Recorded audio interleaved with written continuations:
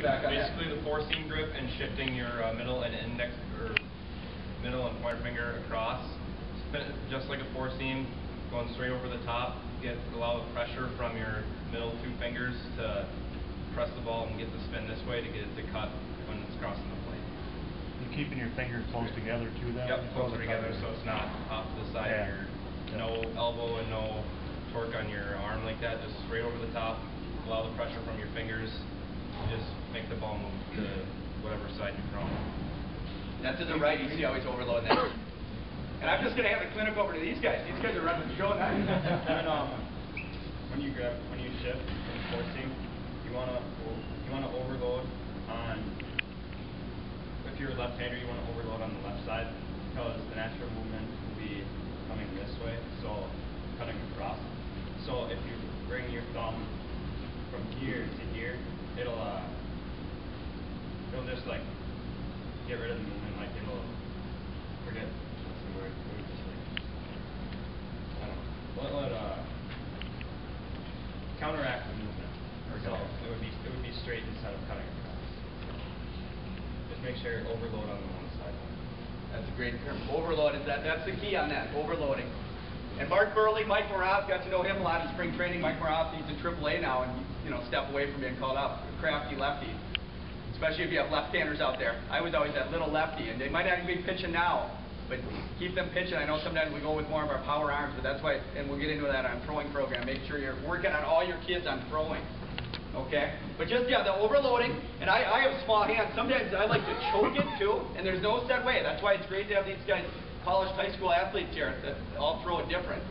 The key is just overloading, righty or lefty. Now, Mariano Rivera throws his a four-seamer. They just had an article in Sports Illustrated on him, and he's just a freak of nature, obviously. He throws high 90s cutter, but he's basically just does a four-seamer, and he's just, overloading a little bit, A lot of guys I train, I like to just show them the two-seam and then just go up on that seam and just overload, okay? Can't say overload enough.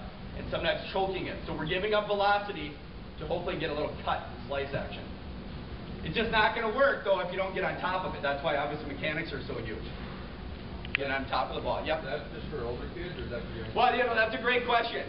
Kind of depends on their maturity. Usually kind of 13 and up. Again, I have twin boys that are 12, and, we're just basically throwing a 4 and a change-up. But just on the side, experiment when you have time and, when you're supervising kids. But that's a great question. When to pitch. Cabano's great to watch. If you watch him last night or anytime. He almost had that little pause from the windup, which is just a thing of beauty for kids to see. And like Kevin Slowey, too, if you've read in the paper, they're working on him breaking over the rubber more. Instead of breaking early, then everything collapses. They just have that almost little, I like to say like you're in a phone booth, get right to there. Show that lead butt cheek to the catcher without curling though too much too. Keep it real simple.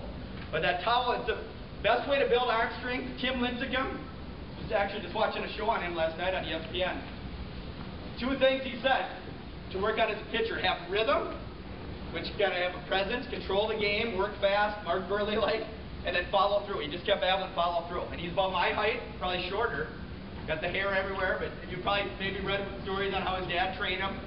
Kind of it looks like a violent delivery, but he just loads up so much.